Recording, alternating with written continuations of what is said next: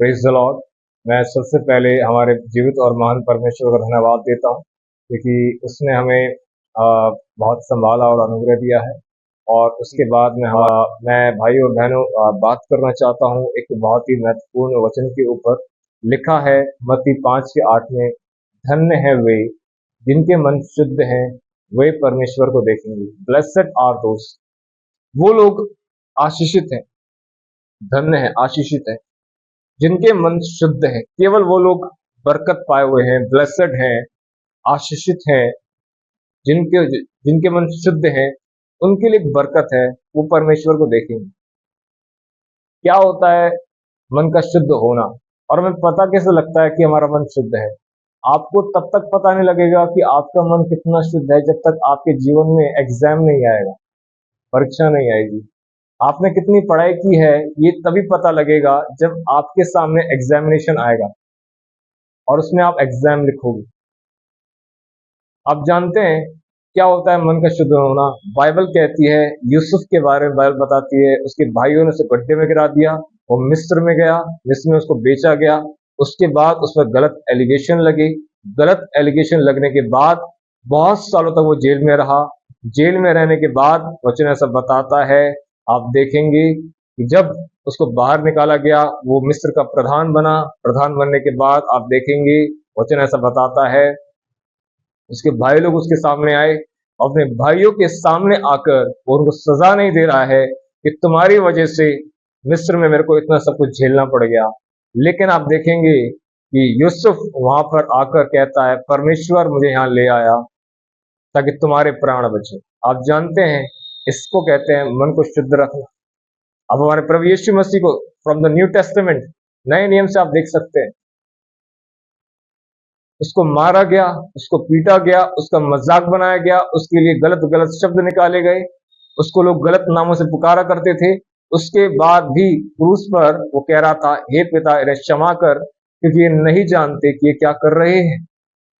This is the meaning of being pure in heart. अपने हृदय में प्योर होने का यही अर्थ है। बहुत से लोग समझते हैं हमारा हृदय प्योर है। कैसे पता लगेगा?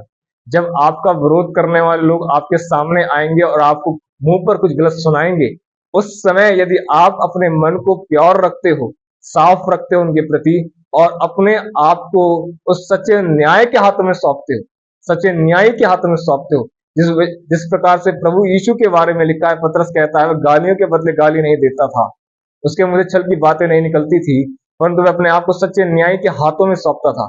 आप जब आपके विरोध करने वाले लोग आपके सामने आते हैं और उस समय आप अपने मन को शुद्ध रखते हो, यह सोचते हुए कि परमेश्वर मेरे हृदय को देख रहा है और वो अशुद्धि उसको भाती नहीं है, उसको शुद्ध मन भाता है, इसलिए मैं अपने आप को पाक रखूंगा।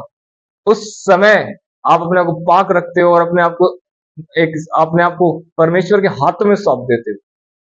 इसको कहते हैं that you are pure in heart. आप प्योर हो अपने अंदर। उस समय आप निर्णय लेते हो कि मैं इस विरोधी के लिए जो मेरा विरोध कर रहा है, अपने मन में कुछ भी कड़वाहट नहीं रखूंगा। इसको कहते हैं कि आप अपने मन को साफ रखे हुए हैं। और बाइबल कहती है, जिनके मन शुद्ध हैं वे परमेश्वर को देखेंगे।